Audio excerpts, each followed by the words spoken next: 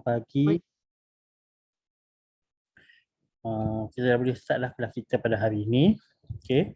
Saya harap semua sihat-sihat belaka, jaga kesihatan macam biasa dalam situasi kita sekarang ni yang macam tiada kesudahan lagi lah.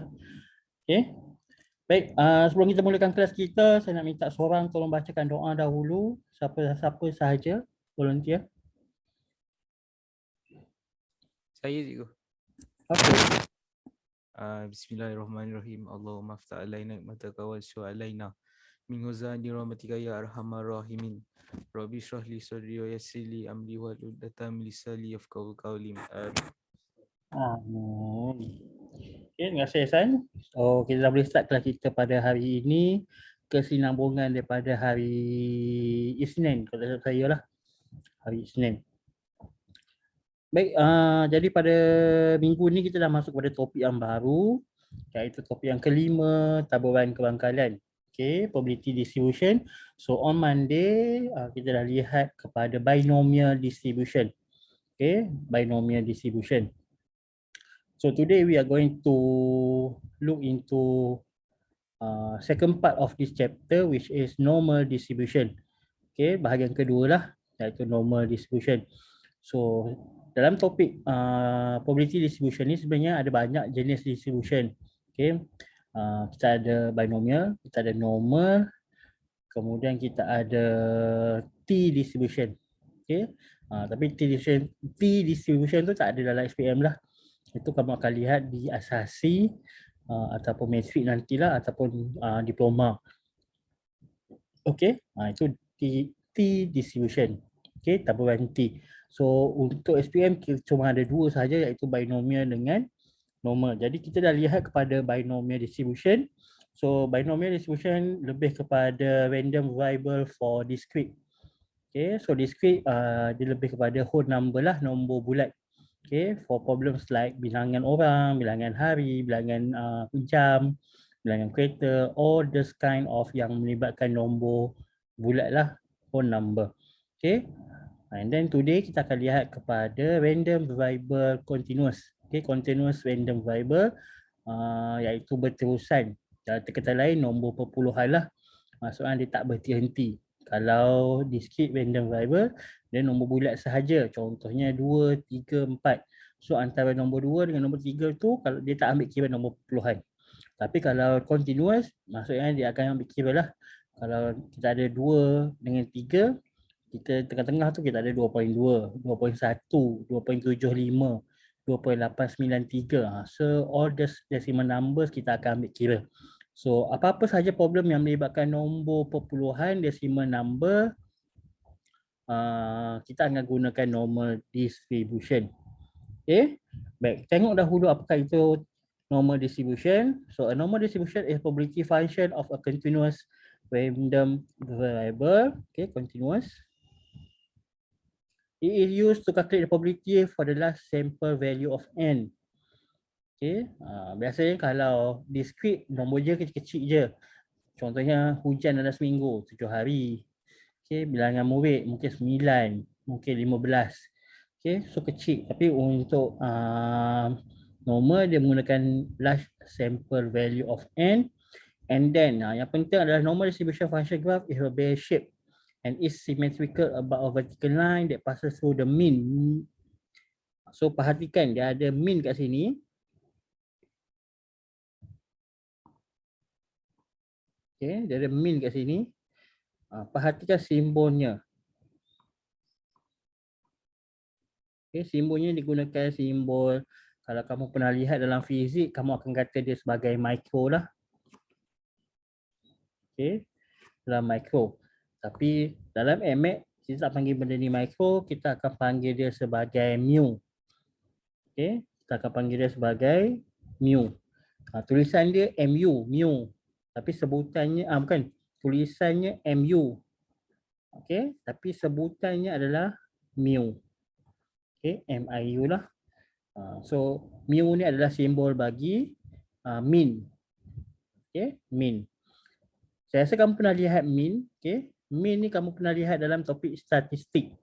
Okay, so dalam statistik Okay, mean dia gunakan simbol lain. Dia gunakan simbol X bar. Okay, dia gunakan simbol X bar lah. Tapi dalam probability distribution, dalam probability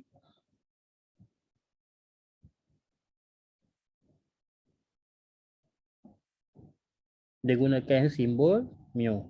Okay. So, lagi sekali dia kata grafnya adalah bentuk bell shape. Okay. Bell shape graph, graph loceng. Okay. So, untuk graf ini, kalau kamu perhatikan dia ada label pada paksi X dengan Fx lah. Okay. X dengan Fx di mana yang tengah-tengah ni, okay, yang dikata symmetrical tu, tengah-tengah ni mesti mean. Okay. Mesti mean. Okay. Tapi ini untuk graf bagi X. Bila dalam topik ni, kita akan jumpa dua jenis graf. Okay. Kita akan jumpa dua jenis graf. Yang pertama adalah Fx. Okay. Yang kedua apabila dia menggunakan graf Z. Okay. Nanti saya akan tunjukkanlah. Okay. Graf Z. Dia bentuknya sama sahaja. Okay. Bezanya pada label dia. Okay. Bezanya pada label sahaja. Okay.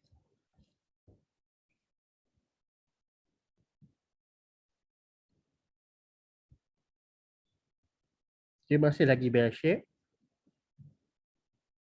Okay, masih lagi bell shape. Cuma yang tengah-tengah ni, kalau yang X dia gunakan mean, tapi untuk yang tengah-tengah ni dia akan jadi nilai kosong.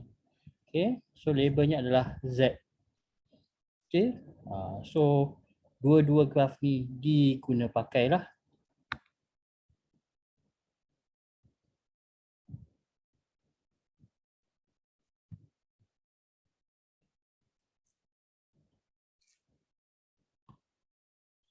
Okay, itu je perbezaannya. Satu gunakan mean di tengah, satu lagi gunakan kosong.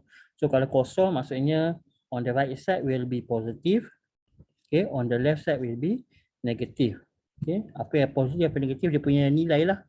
For example, here can be 1, can be 1.5, can be 2, 3 and so on. Here will be negative lah, negative 0.7, negative 2 and so on. Okay, so ada dua perbezaan graf Z dengan X. So Z tu nanti kita lihat kemudian. And then what you need to know is area under the graph. Okay, area under the graph represents the nilai of probability lah, probability value. Okay, here yang saya lorotkan ini adalah nilai probability. Okay, probability value lah. Okay, so area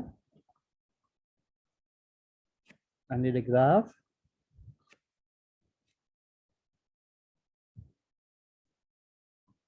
okay, equal to probability. Okay, so dia kata total area under the curve is 1. Betul lah. Okay, sebab probability memang paling tinggi pun nilainya adalah 1. Dia tak boleh jadi lebih pada 1, tak boleh jadi 2, tak boleh jadi 2.3. Dia mesti 0 point something sahaja nilai probability. Okay, so area under the graph ataupun curve semua ni adalah probability lah. Okay, so total dia adalah 1.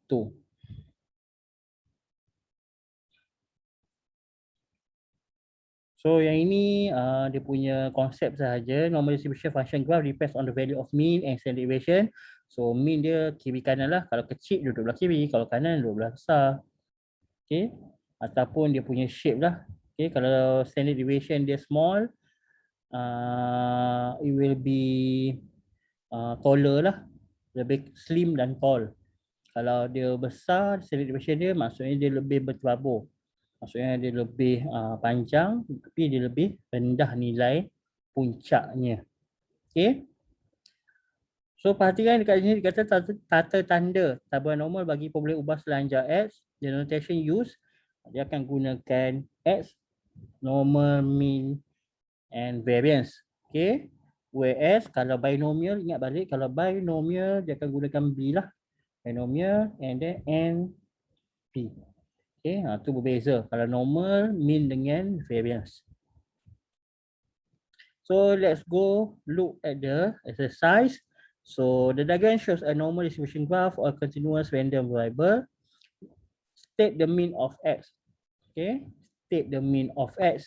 So dia ada bagi graf kat kita. So kita tahu graf dia yang duduk tengah-tengah ni adalah mean dia. Okay, itu fakta. So jawapannya adalah mean equal to 10 lah. Simple sahaja, state dia kata state, tak payah kira pun. Kemudian dia kata express the shaded region R in probability notation.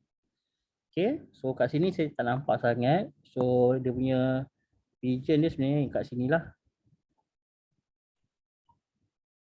Okay, so dia kata express the shaded region R in probability notation. So probability letakkan P lah. Okay, kemudian dia ada X.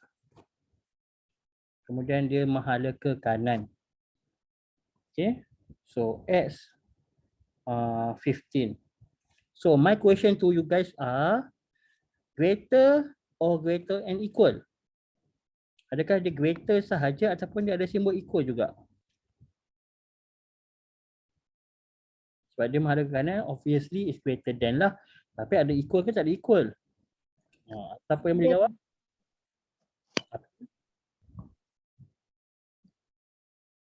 Apa dia tadi? Tak ada. Tak ada equal lagi. Kenapa tak ada equal? Sebab Dash line. Sebab apa? Line putus-putus je. So kita perhatikan kat sini. Line-nya adalah terputus-putus. Okay, line-nya putus-putus, garis putus. Okay, so tak ada equal lah. So greater than sahaja. Macam tu saja jawapan dia. Okay. And then for number C, dia kata if PX less than 15. So mana kawasan dia? Kawasannya adalah duduk di sebelah kiri ni ha. Okay, sebab less than 15. So kawasan yang inilah yang saya sedang lorotkan ni. Okay. So kawasan ni dia kata nilainya adalah 0.6352.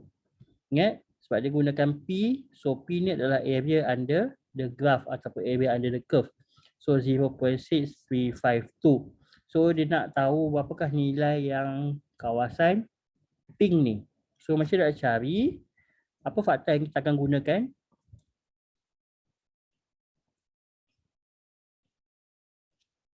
Kita nak cari nilai dia. Apa yang kita tahu pasal graf?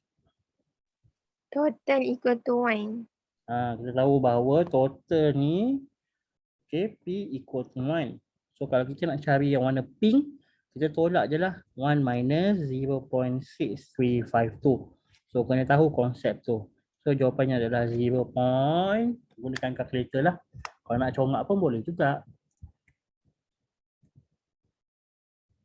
3648. Okay. 3648 is the answer lah.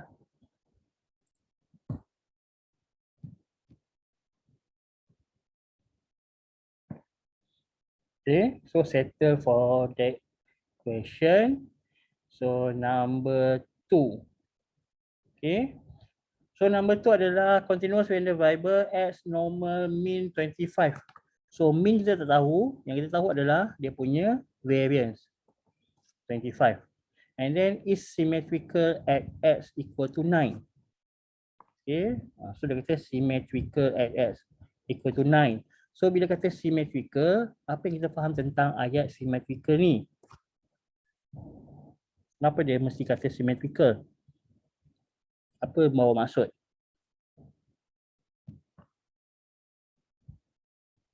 Dekat tengah-tengah graf tu 9. Dekat tengah-tengah graf tu 9. So bentuk grafnya macam tadilah. Okay, dia adalah bentuk bell shape.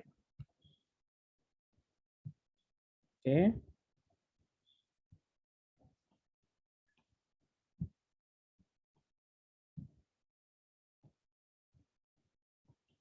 Okay, so dikata tengah-tengah ni adalah 9. Okay, so masalah sekarang yang tengah-tengah ni mewakili apa? Adakah mewakili standard deviation? Adakah mewakili mean ataupun mewakili variance? Kalau graf dekat tengah.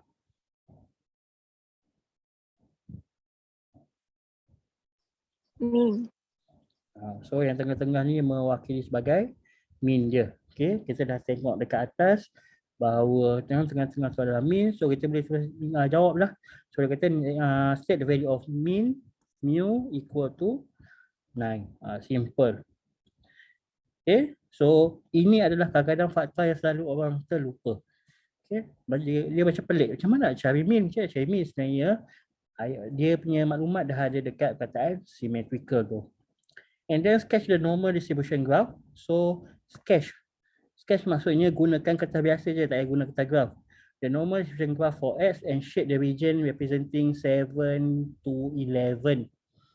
Okay, so sekarang ni kita dah ada graph bell shape. So 9 duduk tengah-tengah, maksudnya nombor 7 duduk kat sebelah kiri lah. And then number 11 duduk kat sebelah kanan. Kemudian dia kata sketch the normal and shade the region. So dia kata shade the region. So dia shade je lah, tak ada masalah.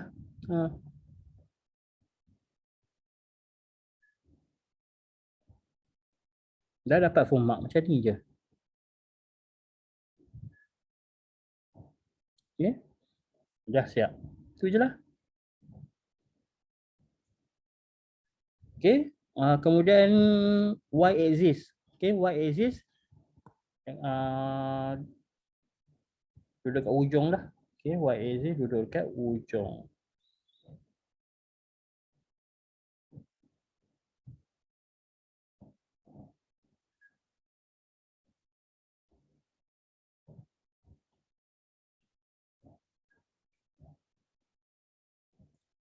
Okay, dah siap.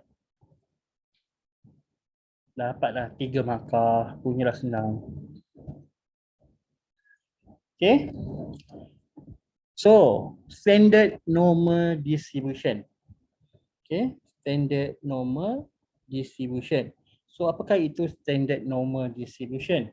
So, standard normal distribution kamu kena tahu dahulu, normal distribution ni adalah untuk problems ataupun perkara-perkara yang melibatkan nombor perpuluhan. Okay. Kenapa kita kena belajar taburan kebangkalian ataupun probability distribution ni adalah untuk cari probability lah, nak cari kebangkalian bagi sesuatu masalah ataupun problem yang wujud dalam hidup kita ni. Okay. So kalau macam binomial, kita nak tahu pasal masalah hujan, bilangan hari hujan dalam seminggu. Okay, the number of days there is rain over a week. So a week kita ada 7 hari. Okay, so berapa hari yang hujan? Adakah kosong hari? Maksudnya dalam sehari minggu tu tak ada hujan langsung. Ataupun mungkin sehari, mungkin 2 hari, mungkin 3 hari dan seterusnya. Okay, itu salah satu masalah yang diciptalah yang ada dalam dunia kita ni. Kalau dalam normal distribution, kita boleh ambil masalah contohnya kita nak gradekan telur ayam. Okay, kalau kamu pergi beli telur ayam, okay, telur ayam ada banyak grade. Okay, kita ada grade A, grade B, grade C, grade D. Okay, grade A tu pun ada macam-macam grade A lah. Contohnya A, double A, triple A. Okay, lagi besar, lagi tinggilah grade dia. Okay, kalau besar, dia akan dapat double A lah dan sebagainya. So macam mana dia nak tentukan grade tu? Dia akan tengok saiz telur tu. So apa maksud dia? Maksud saiz telur tu dia tengok pada circumference dia, lilitan telur tersebut. Dan juga kadang-kadang dia tengok pada berat. Okay, tapi biasanya tengok pada saiz lah, lilitan. So bila kata lilitan, so lilitan tu biasanya akan menggunakan unit contohnya sentimeter ataupun milimeter. Okay, sentimeter ataupun milimeter. Kalau telur ayam takkan kita nak guna meter kan, macam tak logik je guna meter, so kita gunakan sentimeter lah. Okay, so circumference tu sebahagian daripada problem yang melibatkan length. Okay, sebahagian problem yang melibatkan length. So itu contoh yang melibatkan normal distribution. Okay, maksudnya apakah kebangkalian, kalau kita ada ladang ayam, apakah kebangkalian ayam tu akan bertelur saiz B katakan. Apakah kebangkalian telur ayam tu akan bertelur saiz C dan sebagainya lah. Kalau lagi besar, lagi banyak untung. Okay, so kita akan tengok pada circumference dia iaitu length. Ataupun kadang-kadang macam tadi saya kata boleh tengok pada weight dia ataupun mass dia. Okay, weight pun ada melibatkan nombor perpuluhan. Okay, pada length, weight, apa lagi ya? Temperature. Okay, temperature. height. Okay, so all this problem melibatkan nombor perpuluhan. Apa lagi yang melibatkan nombor perpuluhan? Siapa boleh bagi tahu? Masalah-masalah yang melibatkan nombor perpuluhan.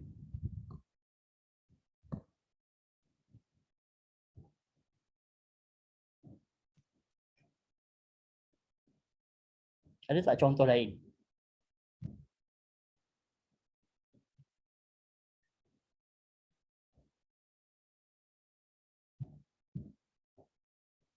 Think, cepat. Tekanan. Pressure. Lagi? Pressure pun boleh pakai nombor perpuluhan. Apa lagi? Kamu kan belajar Volume. fizik. Volume. Area. Okay. Area. Apa dia? Variant.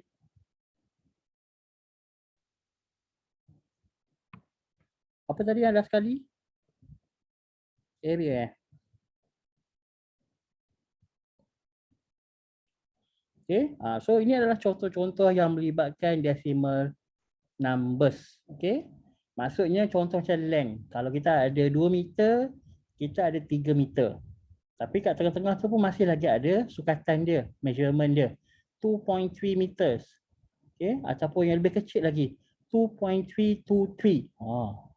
Sampai 4 significant figure saya bagi. 2.323. Okay. So kalau nak lagi kecil pun boleh. Contohnya 2.5012 meter. Okay. Nampak dia tak akan berhenti. Okay. Nombor puluhan dia tak akan berhenti. Sebab tu dia panggil continuous. Bersambung daripada 2 meter ke 3 meter. Bersambung. Tengah-tengah tu ada je nombor. Okay. Cuma masalahnya adalah kesemua benda-benda ni, length, weight, temperature, height, pressure, volume, area, semuanya ada unit yang berbeza-beza. Contohnya length kita ada meter, sentimeter, milimeter. Weight pun kita ada gram, kilogram ataupun tan. Okay. Temperature kita ada Kelvin, kita ada degree Celsius. Height pun kita sama jugalah, height sama macam length lah. Kita ada meter, sentimeter, milimeter. Ataupun kalau kat US pakai feet. Okay. Pressure kita pakai Pascal. Kan betul kan Pascal kan? Ataupun kilopascal. Pressure ada unit lain ke? Korang belajar dalam fizik? Saya ingat Pascal je.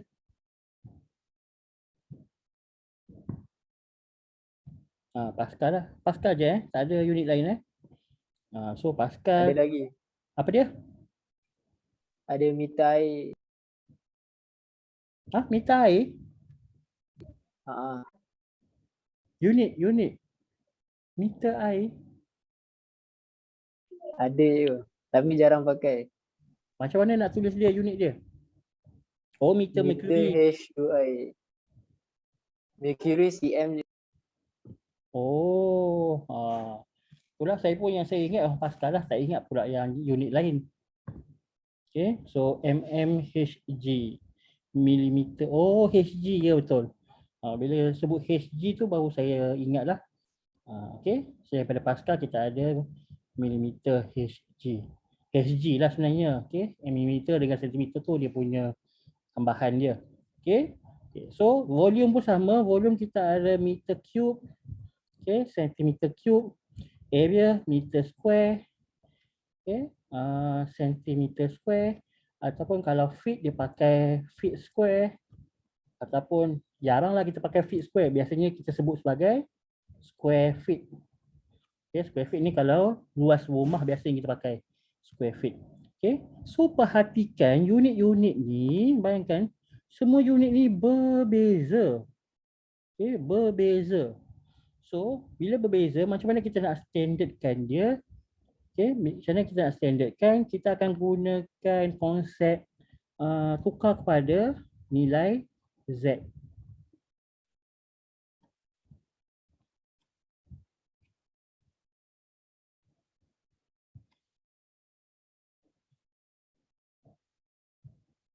Okay, kita akan tukar kepada nilai Z.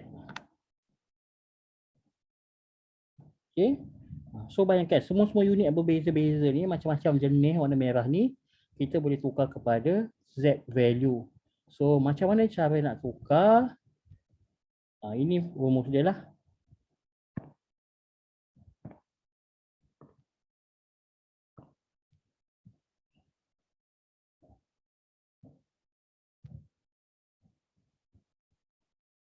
Okay, so Z equal to X minus mean over standard deviation. Okay, so ini adalah cara untuk menukar semua nilai-nilai itu masalah dunia sebenar. Okay, ini semua kita panggil sebagai masalah dunia sebenar lah. Okay, length, weight, temperature, height, pressure, volume, area ni kita panggil real world problem lah. Okay, so real world problem yang kita nyatakan sebagai X. Okay, sebagai X. So semua tu kita akan tukar kepada Z value. Okay, tukar pada Z value. Gunakan formula tersebutlah. Okay, so untuk apa ni? Standard normal distribution. Okay, ada special case. Standard normal, bila kita sebut sebagai standard normal,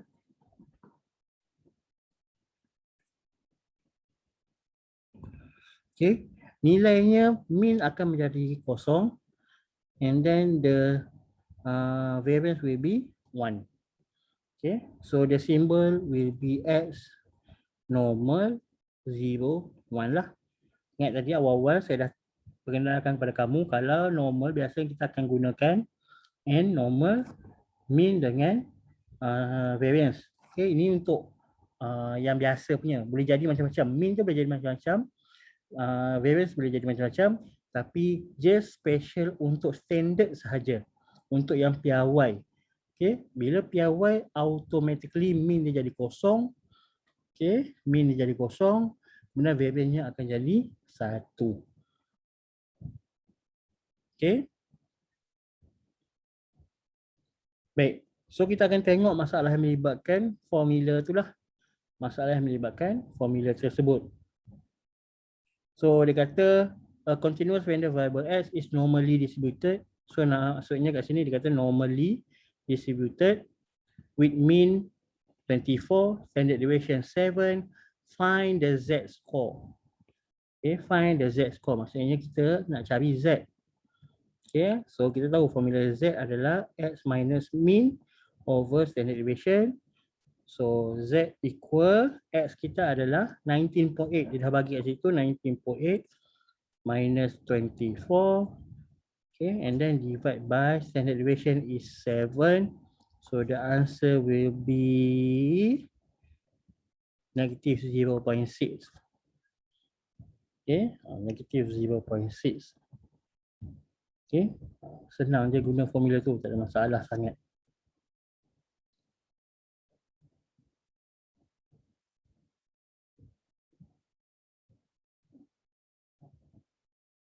Okay, so number 2.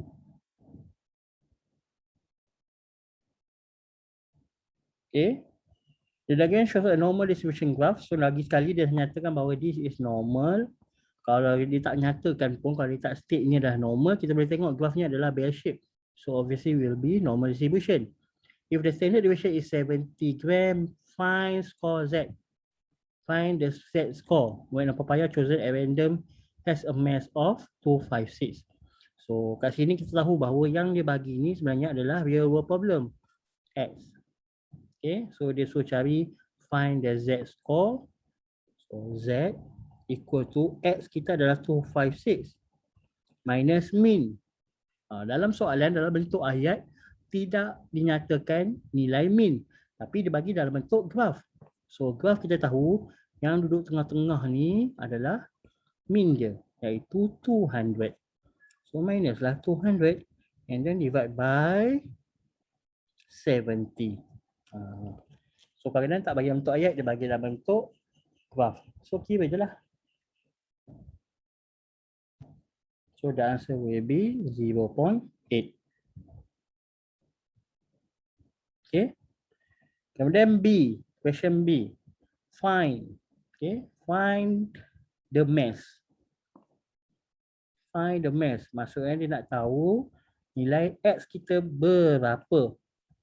Okay, find the mass of a randomly chosen papaya if the Z score is negative 0.12. Okay, so B dia nak nilai Z. Z dia dah bagi negative 0.12. So dia suruh kita cari nilai X. So X minus 200 divided by 70. So what is the answer for X? Please calculate for me.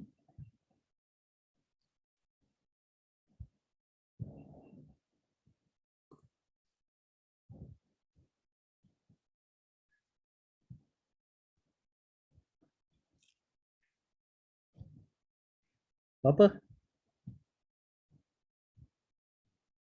191.6. So 191.6. Okay, dah siap. Okay, so yang lain pun dapat betul lah. Amalia dapat betul, Aida betul. Okay, so 191.6.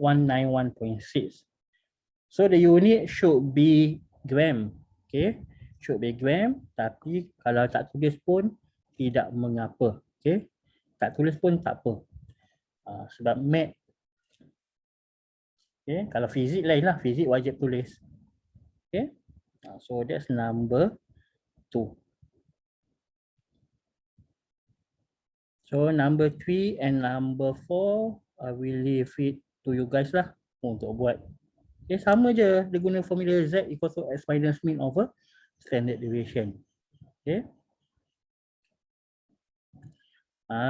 We'll go to the next thing. Okay, iaitu jadual taburan normal. Okay, normal distribution table. Okay, normal distribution table.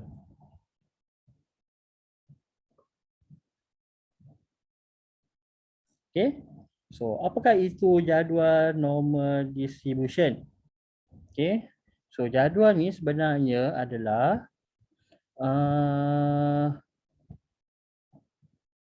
salah satu cara lah untuk mencari nilai kebarangkalian.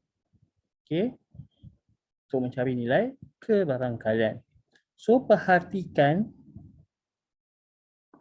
okay, kat sini dia ada nilai Z. Okay, kamu boleh tengok pada buku kamu lah, besar sikit. Okay, so kat situ dia bagi nilai Z. Kemudian dia ada nilai ke bawah, dia ada nilai ke kanan. Okay, downwards dengan to the right lah.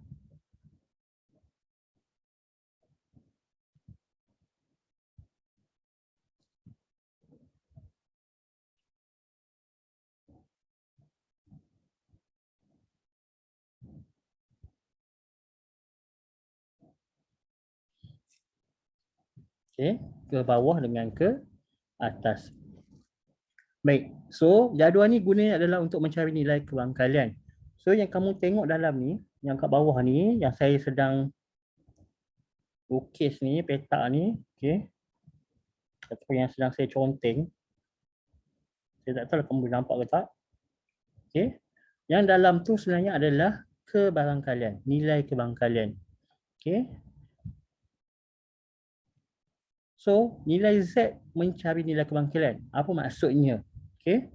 Maksudnya sekarang adalah kalau saya nak cari nilai kebarangkalian P bagi Z greater than contohnya 0.17. Okay. Z greater than 0.17. Okay. So, apa yang saya akan buat adalah saya akan tengok dahulu ke bawah. Okay. This number 1. Okay, saya akan tengok dulu ke bawah 0.1. Saya akan tengok dahulu dua perkataan, dua nombor yang depan ni, 0.1 dahulu. So saya akan cari mana dia 0.1. So 0.1 duduk kat sini lah. Kat situ 0.1. Okay. Kemudian kita ada 7. 7 tu pula kita akan tengok di sebelah atas pula. Okay. 7 kat sini.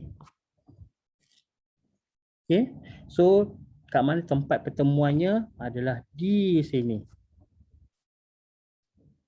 Okay, 0.4325. Itu adalah cara untuk mencari nilai kebangkalan. Okay, so jawapannya adalah 0.4325. Okay, so yang tengah-tengah yang dalam ni adalah nilai kebangkalan. Yang dekat kiri dengan atas tu adalah nilai Z dia. Okay, so ini adalah kegunaan untuk jadual ni lah. Okay, selain pada guna jadual ni, kita juga boleh guna kalkulator. Okay, kita juga boleh guna kalkulator. Baik, masalahnya kalau boleh guna kalkulator, kenapa nak kena bagi jadual ni? Okay, kenapa nak kena bagi jadual ni? Okay, sebabnya adalah kalkulator tak semuanya pandai. Okay, kalkulator tak semuanya pandai. Ada kalkulator yang ada masalah. Masalahnya apa? Masalahnya adalah, okay, yang tadi saya tuang kepada kamu adalah kalau kita nak cari the value of probability. Means that kalau kita dah ada nilai kebangkalan, kita dah ada nilai Z yang ini. Okay, kalau kita dah ada, kita boleh cari nilai kebangkalan dia. Okay. Oh, saya rasa lagging lah. Yang saya lukis kamu tak nampak ke? Kamu nampak je apa yang saya lukis? Lambat je. Lambat cikgu. Itulah, penat je.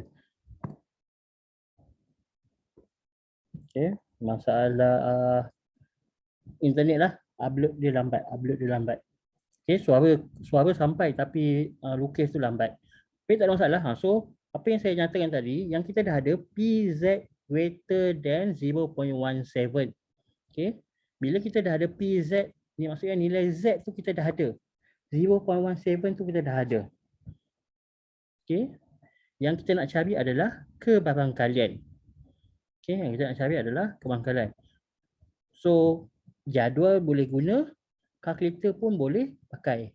Tapi masih sebut kalau dah boleh pakai kalkulator, jadi apa gunanya jadual ni? Jadual ni adalah apabila kita nak buat inverse dia. Apa maksudnya adalah okay,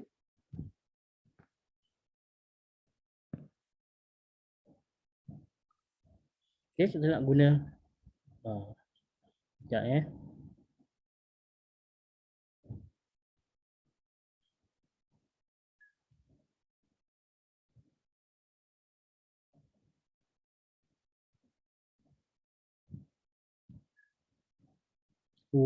lag teruk.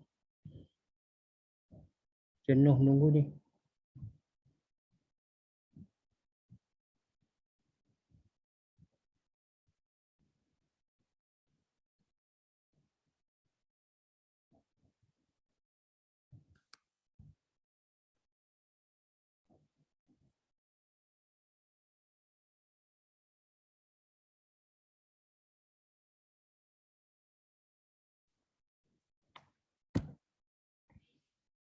Okey, sambung. Bila saya kata inverse, apa maksud dia inverse adalah contohnya kalau saya ada macam ni, PZ greater than K. Okay. Kemudian dia dah bagi nilai kebangkalan, let's say 0.1735. So, dia suruh cari find K. Okay. So, untuk soalan ni, dia terbalik daripada soalan yang atas. Okay, soalan atas dia dah bagi nilai Z 0.17, we need to find the probability. So kita boleh guna kalkulator, kita boleh guna jadual. Tapi dalam masalah yang bawah tu, PZ greater than K equal to 0.1735, nampaknya kamu cuma nampak 0.1 je. 735 tu kamu tak nampak lagi ya. Internet sekolah. Okay, dah nampak pun. Okay, so 0.1735 tu, okay, so kat dalam kes nombor 2 ni,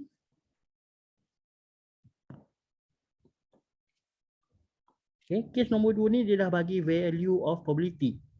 Okay, dia nak kita find K. So ini dinamakan inverse daripada masalah nombor 1. So untuk nombor 2 ni, di sinilah datangnya masalah pada beberapa kalkulator. Okay, beberapa kalkulator. So ada kalkulator yang tidak boleh cari nilai K. So bila tak boleh guna kalkulator untuk cari nilai K, wajib guna jadual. Okay. Wajib guna jadual.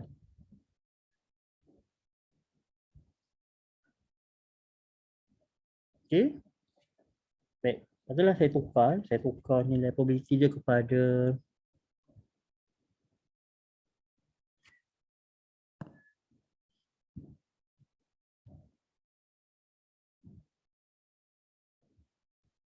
okay, mula saya bagi 0.1735, saya tukar kepada 0.1788. So dalam kes ni, macam saya cakap tadi, ada kalkulator yang boleh cari nilai K. Ada kalkulator yang tak boleh. So kalau kalkulator tak boleh, kita kena gunakan jadual ni.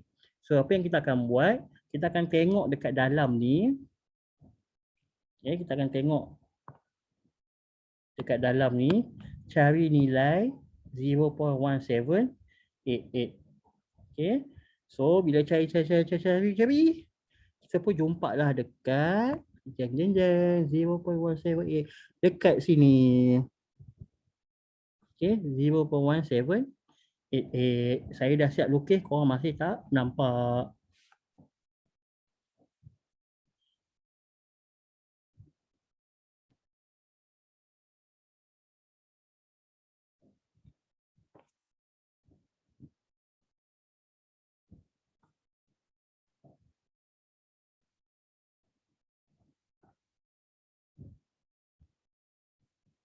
Okay, tu dia baru keluar.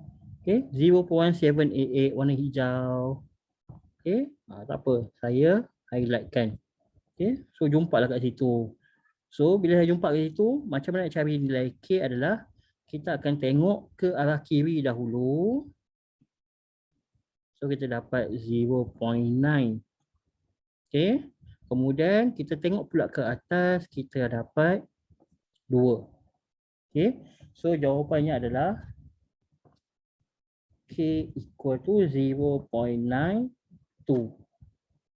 Okay, so inilah salah satu masalah yang ada sesetengah kalkulator tidak boleh cari nilai K ni. So kena guna jadual.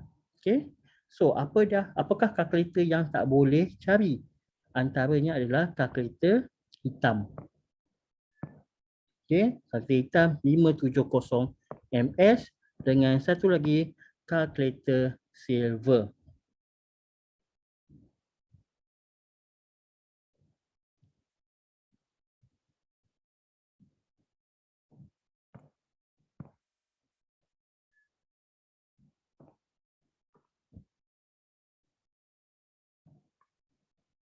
Okay, dua kalkulator ni tidak boleh cari nilai K.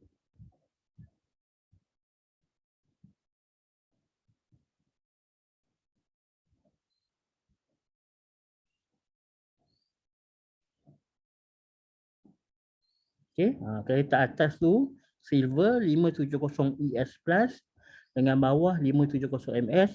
Dua-dua ni boleh cari nilai kebangkalian 0.4325. Masalah satu tak ada masalah, semua kalkulator boleh cari. Tapi untuk masalah dua, kalau dia dah bagi nilai probability tapi dia nak suruh cari nilai K, dua kalkulator ni tidak boleh cari. Okay, so siapa-siapa yang gunakan dua kalkulator ni wajib guna jadual. Okay, manakala sesiapa yang ada satu lagi kalkulator yang lebih terbaru iaitu ClassWiz. Okay, iaitu ClassWiz. Sibuklah cicak ni pun nak bunyi. Okay, siapa yang ada ClassWiz? So ClassWiz ni lebih canggih sedikit. Dia antara kalkulator yang terbaru. So untuk kalkulator ClassWiz 570EX, okay, yang ini masalah nombor 1 dia boleh cari, masalah nombor 2 pun dia boleh cari. Okay, so dia tak payah pakai jadual. Tapi kalau nak pakai jadual pun tak ada masalah sebab kalau dia pakai kalkulator, biasanya kalkulator akan bagi nilai yang sangat panjang lah nombor perpuluhan dia. Tapi kalau dalam guna jadual, dia guna nilai yang pendek. Okay, so saya harap itu jelas lah. So sekarang, adakah wajib kamu beli kelas WIS? Jawapannya tidak wajib. Okay, sebab setakat satu fungsi je yang berbeza, setakat kamu nak cari nilai K tu, kamu boleh je guna jadual. Tak ada masalah. Jadual akan diberi dalam exam. Okay, cuma kamu kena cari cara manual lah. Nak kata lambat, tak juga. Sebab kalau guna kalkulator kelas WIS tu, dia kena tekan banyak benda nak cari nilai tu. So sebenarnya sama je. Kamu cari guna jadual dengan kamu tekan kalkulator sama je. Okay. So jangan kata, oh guna kalkulator lagi laju lah. Tak juga. Okay. Guna jadual pun sama je sebab tak banyak benda pun nak kena cari. Macam tadi saya cari 0.92. Laju je. Okay. Tak ada masalah pun. Okay. So jangan risau. Jangan pula kamu pergi minta ke parent kamu, oh nak beli kereta baru. Sebab kelas WIS tu agak mahal. Okay. Kalkulator tu agak mahal lah. So ada je yang murah, bukan saya kata wajib mahal. Dekat Shopee kamu boleh je dapat dalam RM30 lebih pun dah boleh dah dapat jadual, dapat kalkulator kelas WIS tu. Okay. Tapi saya tak sarankan kamu beli kalkulator bawah nilai RM50. Sebab harga biasanya dalam atas RM50. Biasanya kalau saya tengok kat popular dalam RM80 ke RM90. Okay, untuk kalkulator kelas WIS. Okay, kalau dalam internet kalau boleh dapatkan yang atas RM50. Jangan beli yang bawah RM50. Bukan nak kata bawah RM50 tu tak elok. Tak juga, sebabnya best tahun lepas ada je yang beli kelas WIS harga dia dalam 30 lebih je, boleh dipakai sampai SPM. Okay. Tapi itu kira nasib baik, sebab ada yang tak nasib baik, okay, tak sampai setahun pakai dah rosak. Okay. Buatnya tiba-tiba dari SPM kau pakai rosak, kan jenuh. Sebab tu saya tak galakkan beli yang bawah RM50, takut tiruan, takut fake punya. Okay. Kalau kamu nak belilah, kalau kamu tak nak beli pun tak apa, macam saya cakap. Kalau kamu dah ada kalkulator hitam 570MS dengan 570 ES Plus yang silver tu, boleh je pakai, jangan risau. Okay, so itu pasal kalkulator. So Ibnu tanya pasal jadual, macam nak tengok jadual tu, sabar Ibnu, kita tak masuk lagi. Ini baru introduction pasal jadual. Nanti saya akan tuangkan cara nak guna dia dengan lebih lanjut. Okay, so itu pasal kalkulator dan pasal jadual. Kenapa jadual ni wujud?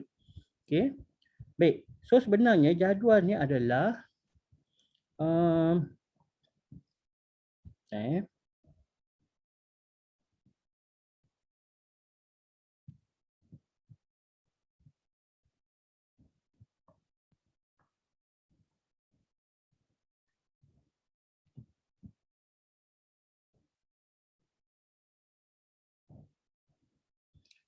baik, jadual ni sebenarnya berasal daripada buku. Okay, berasal daripada buku CIFE. Okay, berasal daripada buku CIFE. Kedua-dua jadual ni lah. So apakah itu buku CIFE? Jangan kata buku CIFE ni adalah buku CIFE 2, CIFE 3, CIFE 4. Itu CIFE sekolah rendah masa kamu ada kat belakang buku tulis sekolah rendah kamu tu. Ni bukan, ni buku CIFE matematik yang advance. Okay, so ada dua contoh buku CIFE di sini. So buku CIFE ni sebenarnya adalah buku yang menempatkan jadual-jadual bagi nilai matematik. Apa maksud dia buku yang ada jadual nilai-nilai matematik? Sebab dahulu sebelum kewujudan kalkulator saintifik kamu ni, okay, hanya cuma ada kalkulator yang besar gedabak tu yang ada tambah tolak, dapat bahagi je, tidak ada graf, tidak ada kalkulator saintifik. Okay, kalkulator saintifik tak wujud lagi. Okay, so kalau sekarang ni kamu punya kalkulator tu tekan je sin 25.7. Okay, kamu tekan kalkulator dapat jawapan. Okay, tapi pada zaman dahulu sebelum ada yang kalkulator ni, okay, kami semua kena guna buku CIFE. Dalam buku CIFE ni ada jadual lah. Kalau sin dia akan ada jadual sin. Okay, kadang nak cari nilai cos. Cos 96 katakan. Tekan kalkulator kamu pun dapat negatif 9.5. Tapi orang dulu tak. Orang dulu kena guna jadual dalam buku CIFE ni. Maksudnya macam jadual sebelah kiri lah. Sebelah jadual kiri ni tawan normal. Tapi ada juga jadual sin, ada jadual cos, ada jadual tangent. Okay. Jadual log pun ada. Contohnya kalau sekarang kamu nak pakai log 1.5 11.2 katakan. Tekan kalkulator terus keluar jawapan. Tapi dulu tak kena cari guna buku sifir. So bayangkan susahnya nak belajar matematik zaman dulu. Okay. Sekarang ni 9. Okay. 9 kuasa 5. Okay. 9 kuasa 5. So bayangkan 59049. Senang je. 9 power of 5. Tekan kalkulator terus keluar. Dulu pun guna tekan kalkulator juga tapi tak adalah 9 power of 5. So apa yang dulu pakai kalkulator besar tu 9 darab 9 darab 9 darab 9. Okey, darab 9. Okey, dapatlah 9 kuasa 5. Keluar jawapan yang sama. Okey, tu berbezalah. Tapi boleh je dapat A plus matematik tambahan tanpa scientific calculator. Oops. Okey. So kalau dulu belajar punya susah boleh dapat A, kenapalah yang ada scientific calculator mudah sekarang ni tak boleh dapat A kan? Sebab lebih mudah. Okey. So itulah asal usul jadual ini. Okey. Nanti kamu tak tahu pula mana datang jadual ni. So bayangkan dulu buku ni akan diberikan masa SPM. So buku ni macam kalkulator saintifik kami lah. Kamu lah. Okay, kalau sekarang ni kamu wajib pegang kalkulator kalau nak buat math. Orang dulu wajib pegang buku ni sampai lunyai lah untuk buat matematik. Okay. Tempoh masa menjawab sama je 2 jam dengan 2 jam setengah. Okay, tapi bayangkan kena selak buku ni nak cari nilai-nilai dia. Okay, siapa yang baca cipta jadual tu orang dululah matematik. Ahli matematik. Okay, ahli matematik. Macam nama kelas kamu tu, Batuta, Biruni, Kadun, tu ahli matematik dan juga sains zaman-zaman dulu. Okay. Okay. Panjang membebel pasal buku sahaja.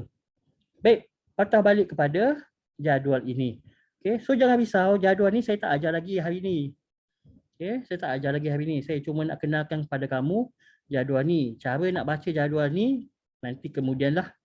Okay, so jangan risau lagi. Kalau kamu tak lihat, tak baca jadual tu. Kemudian, okay, semua pengenalan. Baik, sekarang ni apa yang saya nak kamu buat adalah pada kalkulator kamu. Okay, tapi ini untuk kalkulator hitam saja. Ini untuk kalkulator hitam sahaja. Okay. Sesiapa yang gunakan selain pada kalkulator hitam ni, kamu terpaksa Google dekat YouTube cara nak mencari konsep ataupun cara nak menggunakan normal distribution ni.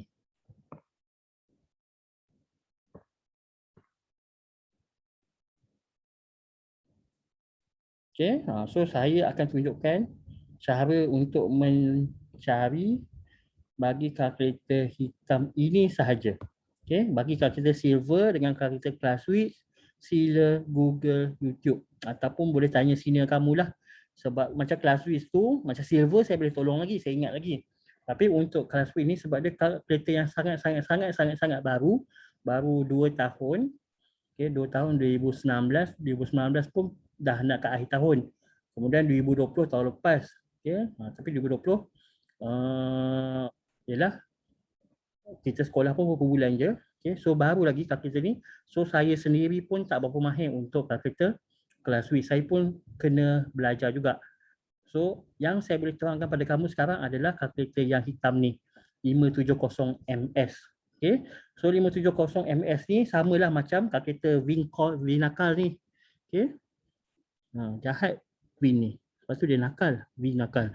Baik, so kalkulator ni sama je dengan kalkulator hitam, cuma model je berbeza. Okay, macam Olympus lah. Kan kau ada jual Olympus.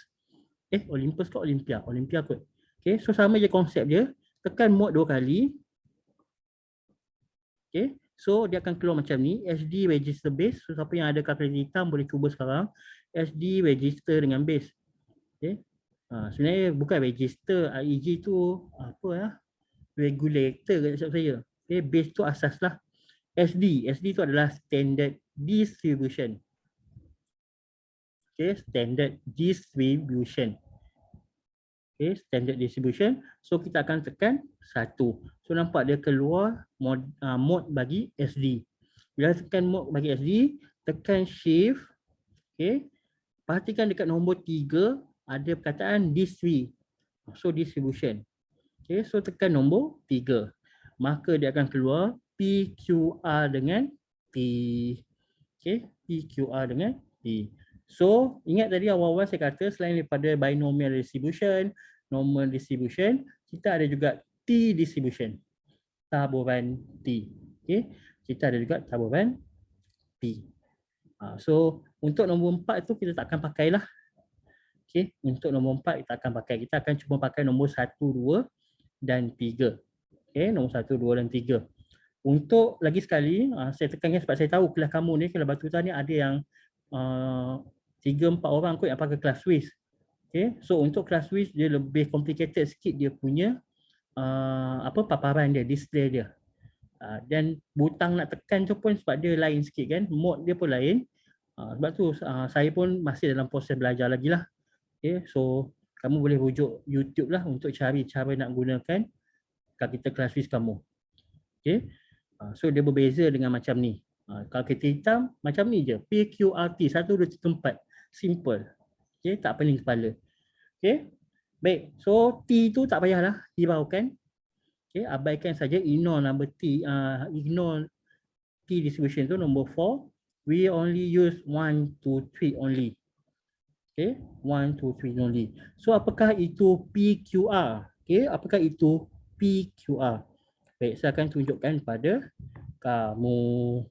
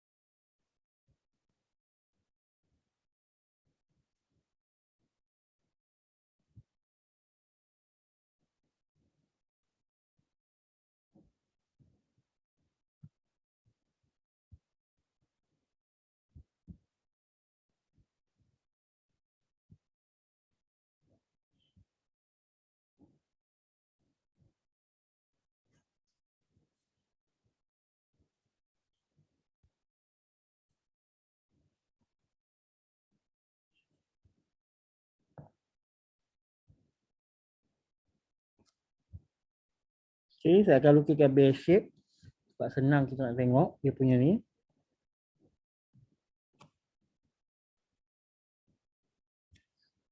Lukislah cantik sikit bell shape tu. Okay. Saya pernah tengok orang lukis bell shape macam ni. Okay. Kurus tinggi. Okay. Dia gemuk lah sikit, lebar sikit. Bentuk loceng, bentuk cone. Okay. Baik, kita pergi pada konsep P dahulu. Okay. P ni adalah, Allah. Dia suka betul lari-lari.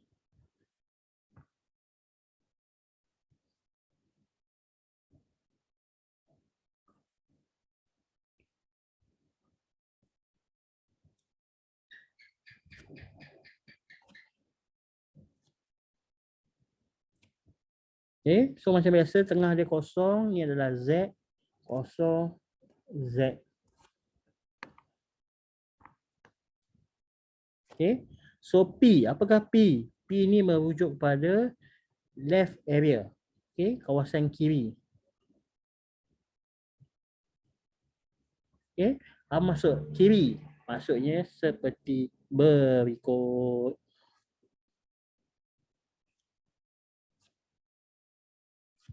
Okay.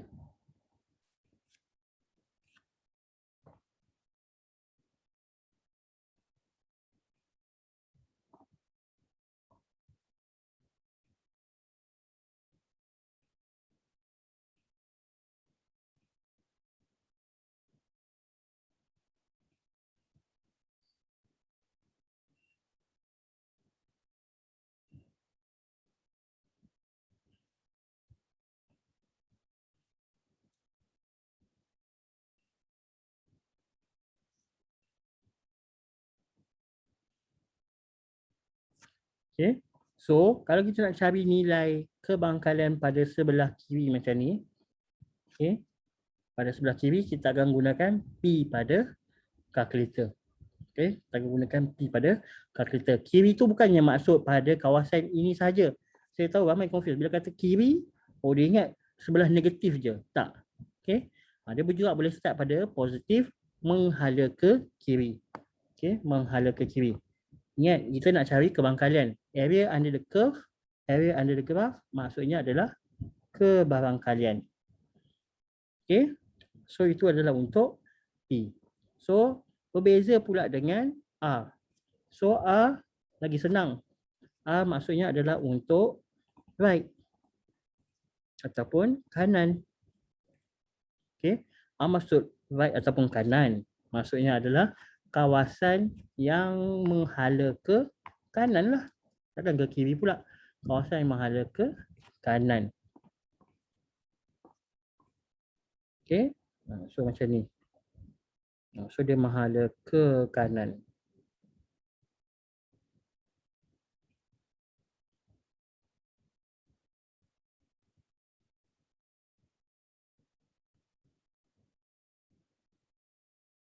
Okay.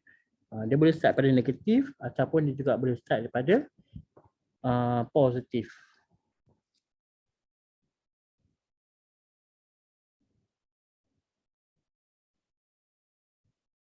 Okay. So dia menghala ke kanan. Okay.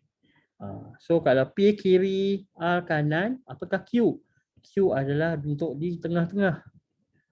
Okay. Kawasan di tengah-tengah. Apa maksud kawasan yang tengah? Kat tengah-tengah lah. Macam mana lagi nak cakap kan? Memang tengah-tengah. Negatif, positif. Okay.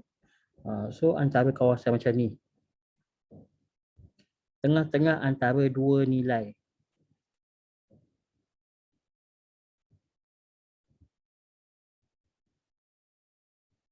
Okay.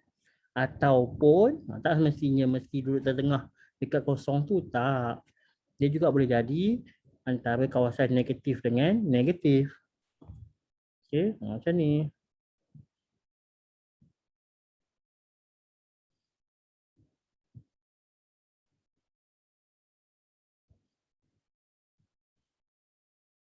Okay, ataupun dekat kawasan positif.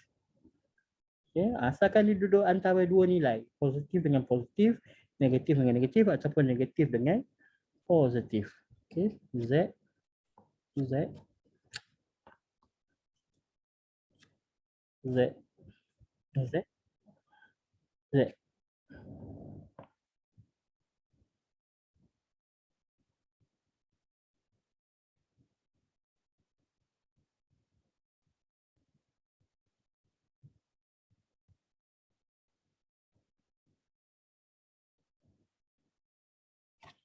Macam tu.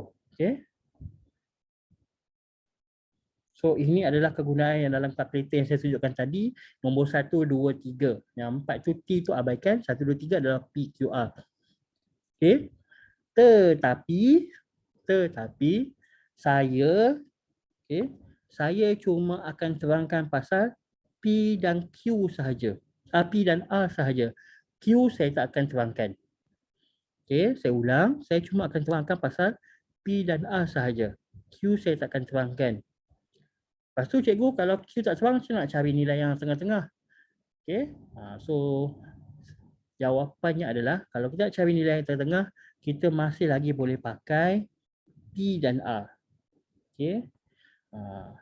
Kenapa tak guna Q cikgu kalau lagi senang? Memang lagi senang. Nak kata senang tak senang juga. Sebab kadang-kadang ada lebih complicated sedikit. Okay. Kenapa Q tu tak senang? Sebab kadang-kadang dia lebih complicated. So saya lebih gemar untuk kamu faham konsep P dan R sahaja. Okay. Q tu tak payah guna pun tak apa. Okay. Tak ada masalah. So nak cari nilai tengah-tengah warna hijau, boleh guna konsep P dengan R. Bagaimana caranya? Nanti saya terangkan kemudianlah pada kelas berikutnya. Okay. So lagi sekali saya tekankan, walaupun kita ada 3 option P, R dengan Q, P untuk kiri, R untuk kanan, Q untuk tengah-tengah, tapi saya cuma akan terangkan pada kamu siapa yang belajar bawah saya konsep P dengan R sahaja. So P untuk kiri, R untuk kanan. Jadi kalau terdapat soalan yang menggunakan nilai tengah-tengah, saya akan gunakan konsep P atau R lah. Nanti saya akan terangkan kemudian. Okay. Kenapa saya tak nak guna Q? Sebab saya tak nak kamu hafal banyak-banyak. Okay. Saya nak memudahkan kamu. Okay. Adakah kamu dilarang untuk gunakan Q? Jawapannya tidak. Kamu masih lagi boleh guna Q. Okay. Kamu boleh belajar dengan kelas-kelas Cikgu Mazli ataupun kelas Abah lah. Okay, 5 Zuh. Okay. So, saya rasa Cikgu Mazli memang guna Q. Untuk Tuan Haji pengetua, untuk pengetua kita Abah, saya tak pastilah dia guna Q tak. Tapi saya memang tak gunakan Q. Okay. Selain pada itu, kamu juga boleh refer buku teks, buku rujukan ataupun internet lah. Okay. Tapi saya cuma akan terangkan P dengan R supaya lebih sedikit benda yang kamu perlu hafal.